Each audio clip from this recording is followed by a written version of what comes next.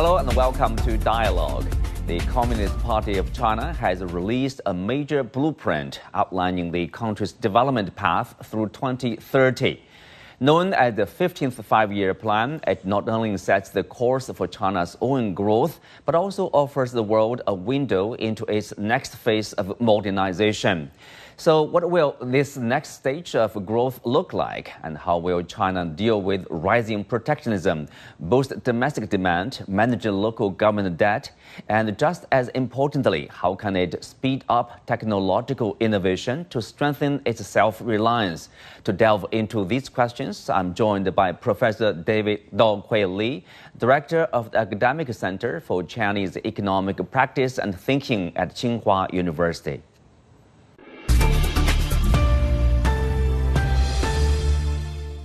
Welcome to Dialogue, Professor Li. Well, now we have this outline of the 15th Five-Year Plan. Compare it to the 14th Five-Year Plan in terms of the goals, in terms of priorities.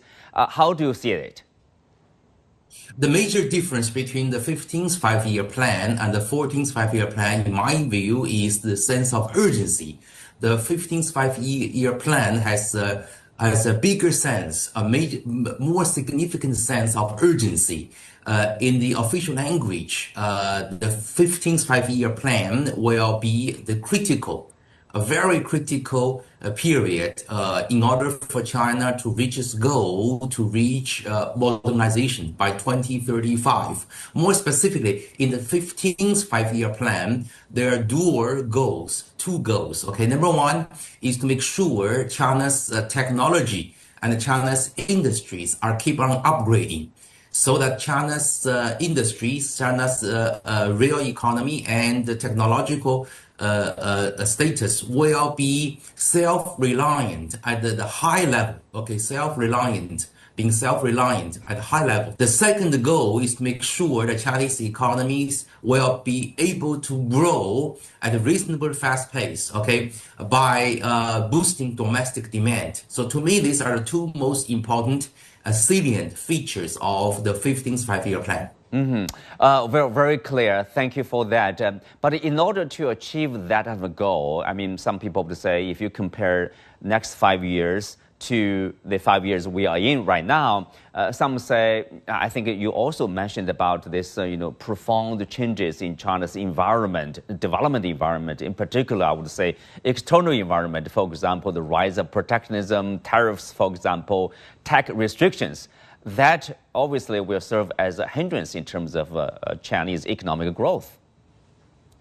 Absolutely. These are challenges, but meanwhile, these are also momentums for China to rely upon in order to speed up its process of modernization. Okay, more specifically, the tighter and the tighter restrictions of technological export to China from the West actually gives a higher sense, a more important sense of urgency for China to be able to develop its own technologies. So these are also motivations for Chinese industries, for Chinese engineers and Chinese scientists to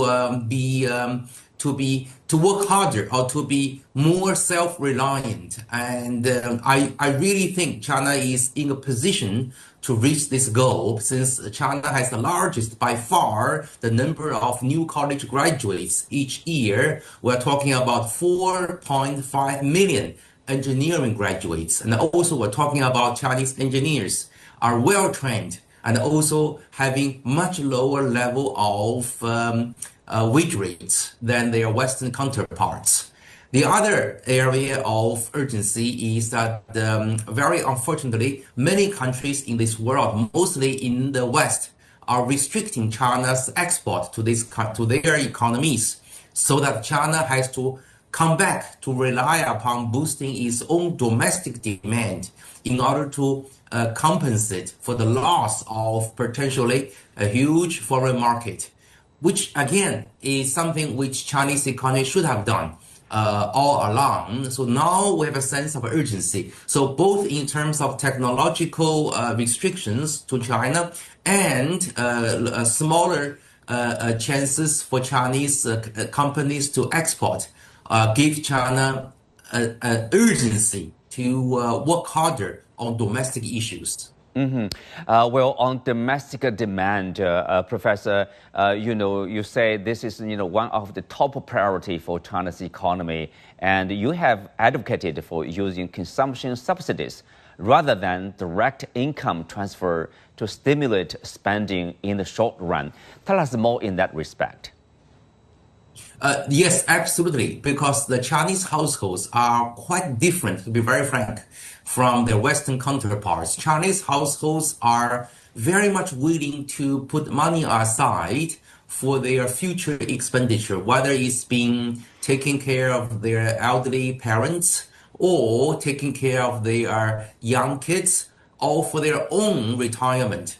And also, of course, for unexpected and potentially large medical bill. So, of course, in the long run, China needs to beef up its social welfare system.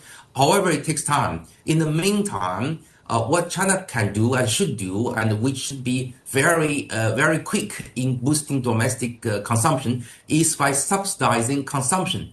More specifically, the central government can and should and has already done so in a small scale to provide, for example, 20 or 15% of the consumption bill, okay, at the cashier's desk.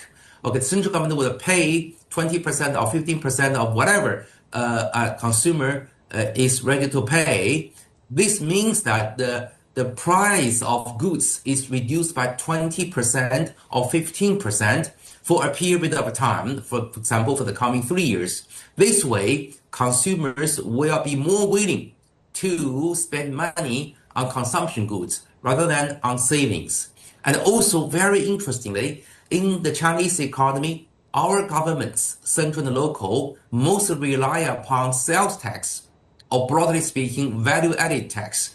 When the consumption level goes up, okay, the turnover amount, the amount of turnover of the economy goes up, sales tax revenue goes up, VAT goes up. In the end, the central government does not have to spend much money, okay? By my calculation, virtually, okay, almost virtually zero amount of increases in the actual subsidy. In other words, you subsidize consumers, and then consumers spend more, and then through collecting tax on the higher volume of sales, okay, the government gets money back. So this is a win-win situation. This is a win-win solution for the time being.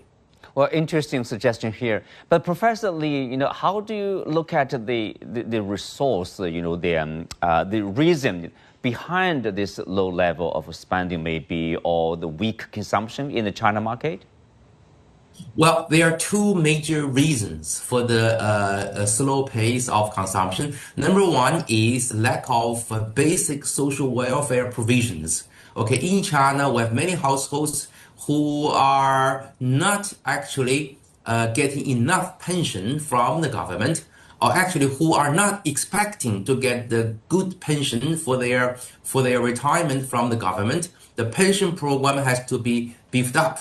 Also, medical expenses are getting higher and higher. So we need more subsidies on the medical front. Also, we need more provision for education, because Chinese households typically are very much keen on their kids' education. They pay a lot of money out of their pocket for kids to go to additional classes, for kids to go to summer schools, for the kids to go even overseas in order to have a better future. So in this regard, the government can beef up the education system by providing more education supplies at a lower price. And also retirement, taking care of old parents, elderly parents, by providing low-income or low subsidized programs for the retirees actually can also be important. Because in China, you look at the picture, okay, in China, surrounding each large city, there are lots of stretches of land which are very inexpensive, and the local governments can easily convert the inexpensive land into some kind of resource for retirees to live in, and swapping out the expensive land in cities, in inner cities. These are the welfare issues.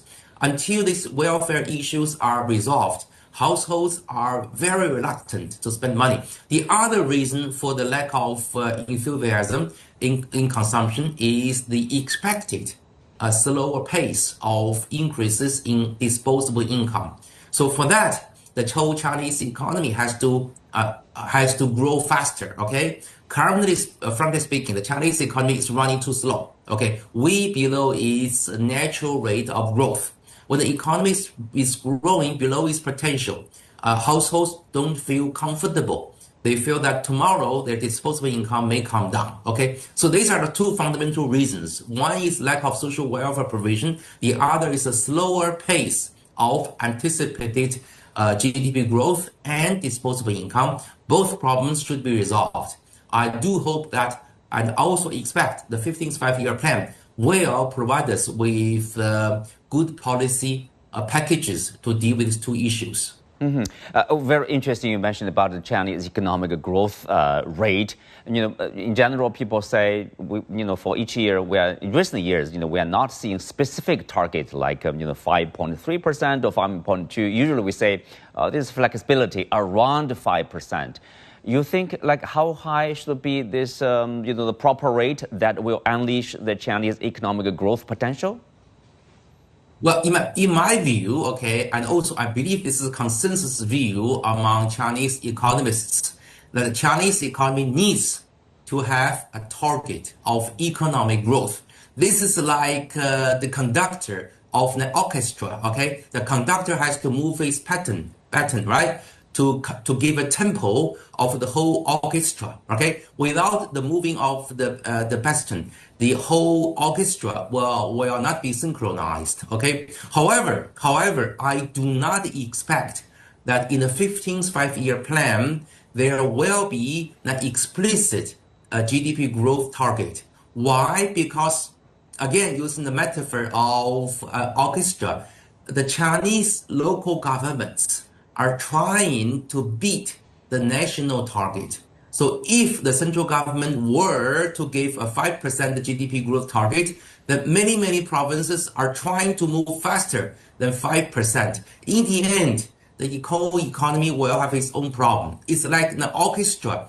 Each segment of the instruments are trying to move a little bit faster than the conductor's indication. In the end, the music wouldn't be beautiful, okay? So that being said, I do believe that there will be subtle and implicit targets of economic growth. And most likely that implicit target of economic or GDP growth will be 5%, okay?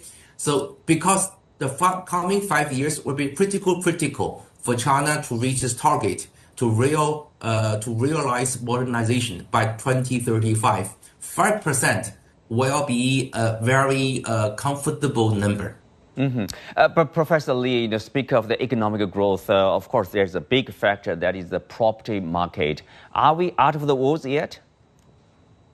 Well, we are not. We are not out of the water yet. Okay, the property market is still under the water. Why? Because again, it goes back to the expectation. Many households are still expecting that they will have slower pace of growth in their disposable income.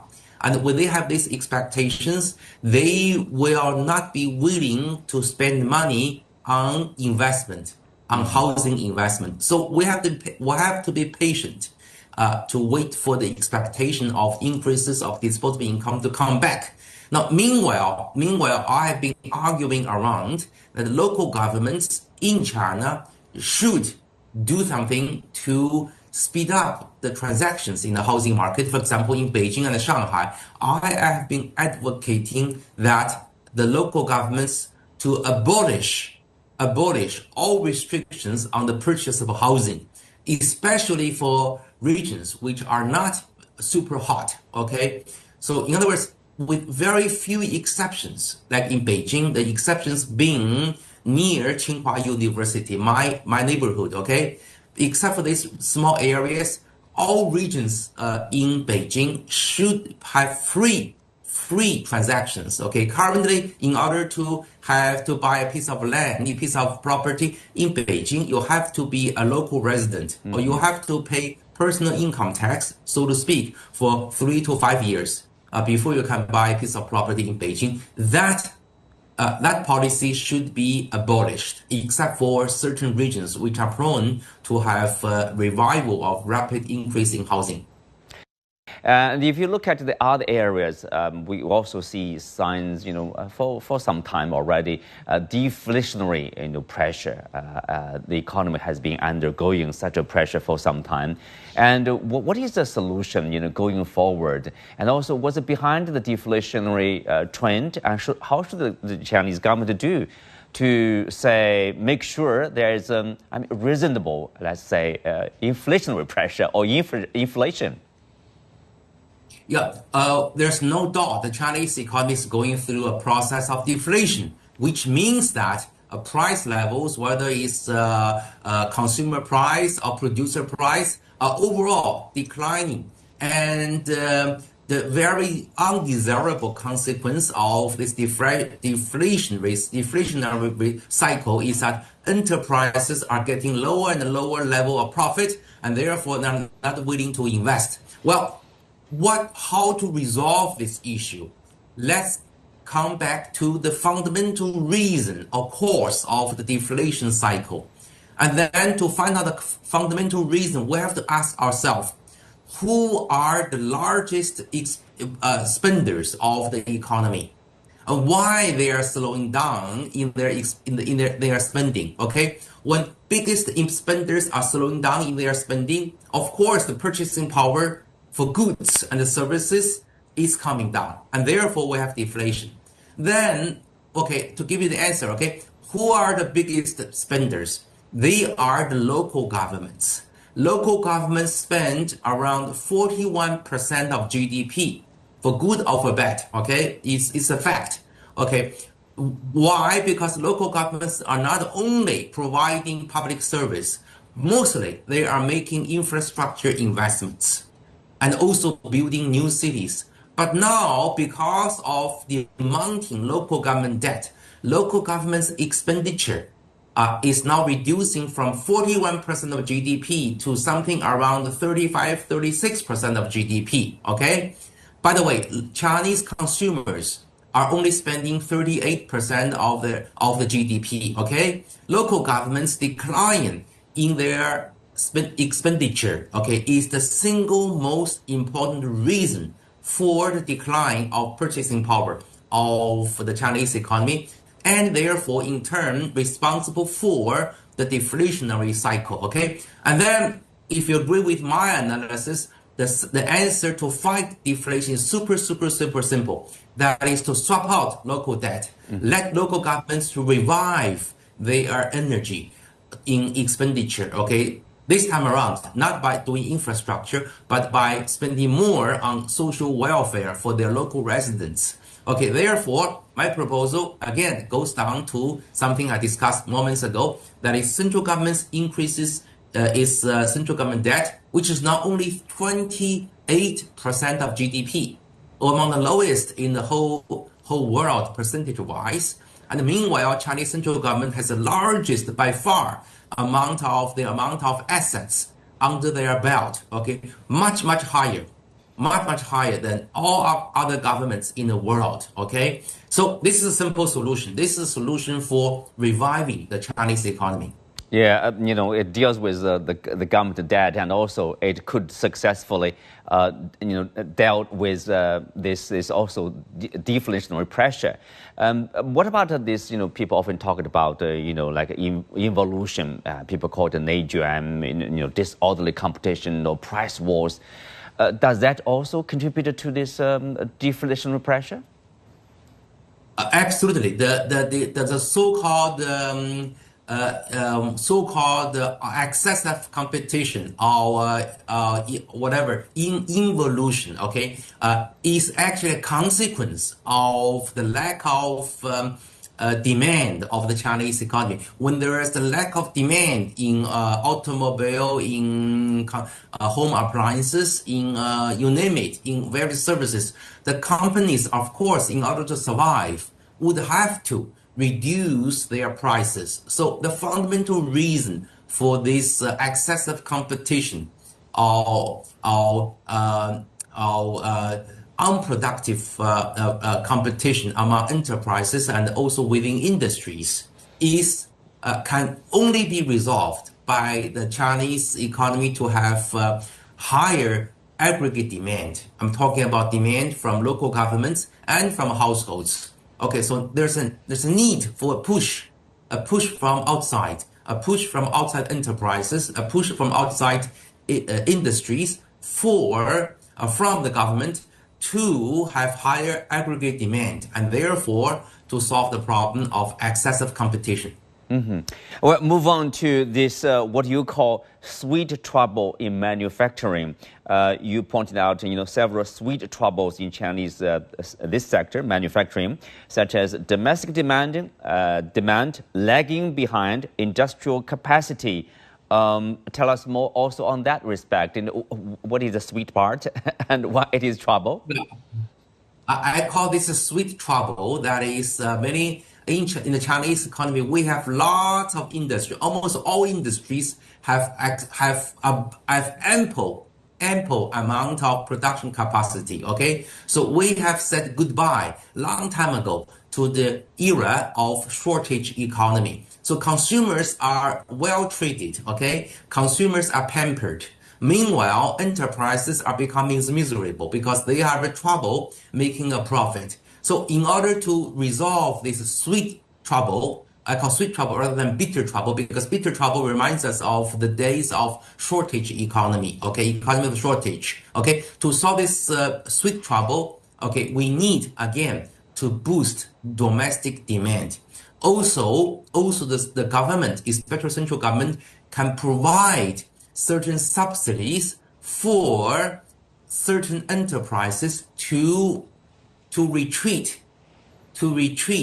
from the industry. That is to get out of, to exit from the industry, because we have too many enterprises, too much production capacity in almost all industries. So having less enterprises, having less production capacity, the balance will be reinstored.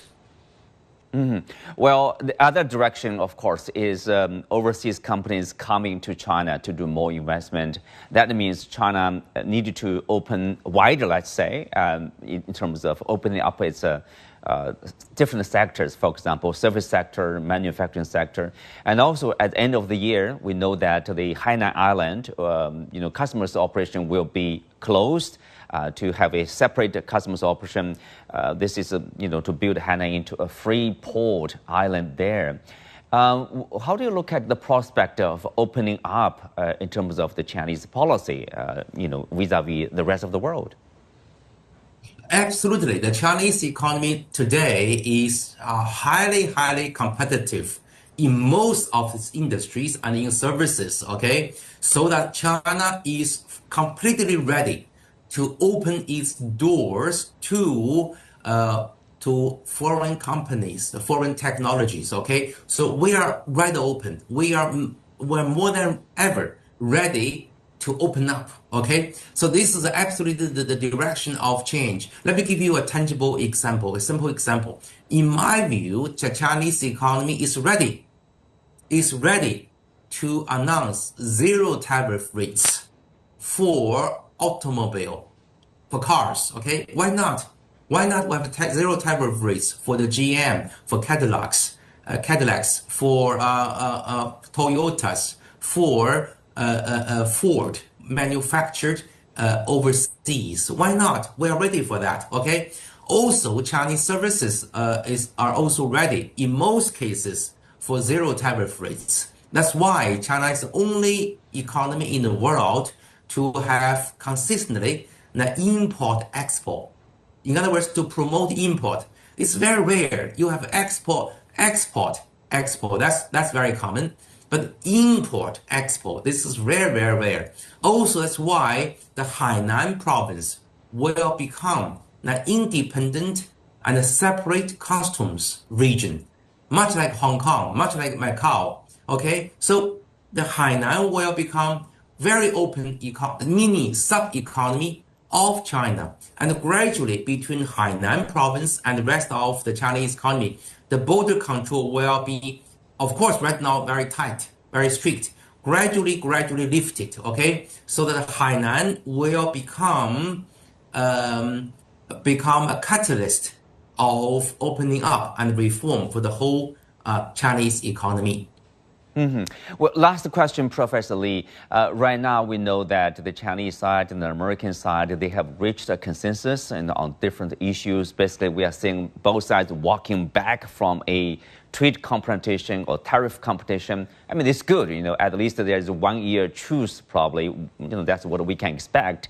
Furthermore, long-term prospect, trade and economic relationship between the two sides? I am very optimistic about China-US and China-Europe, China-Japan economic and trade and financial collaborations, okay? Because between China and these economies, there's still tremendous room for collaboration. And there are many consumers and business executives and also investors who stand to benefit from continued collaboration. So I'm confident. However, I'm also aware of a lot of problems which will come back, which almost for sure will come back in the coming month or in the coming weeks about China-US trade, China-European trade, okay? There will be bumps, there will be troubles down the road. So let's stand ready to resolve these issues, okay? As investors in the stock market, I think we should be very careful, very careful about this up and downs and volatility down the road.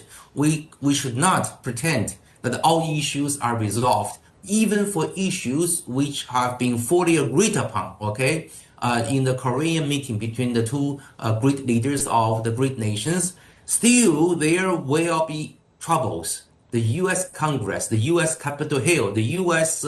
Politicians, and some U.S. business people may make noise. They may make trouble, okay? So let's be ready. Let's be ready solving the problems. And meanwhile, the stock markets will be volatile, will have up and downs, okay? So this is not smooth. So I'm optimistic in the long run, but I'm very cautious for the coming 1 year and especially coming month and the coming weeks. Well, on that tone, we are coming to the end of today's discussion. Many thanks to Professor Li. You can also watch us on the CGT app on YouTube. I'm Xu Qinduo. Thanks for being with us. See you next time.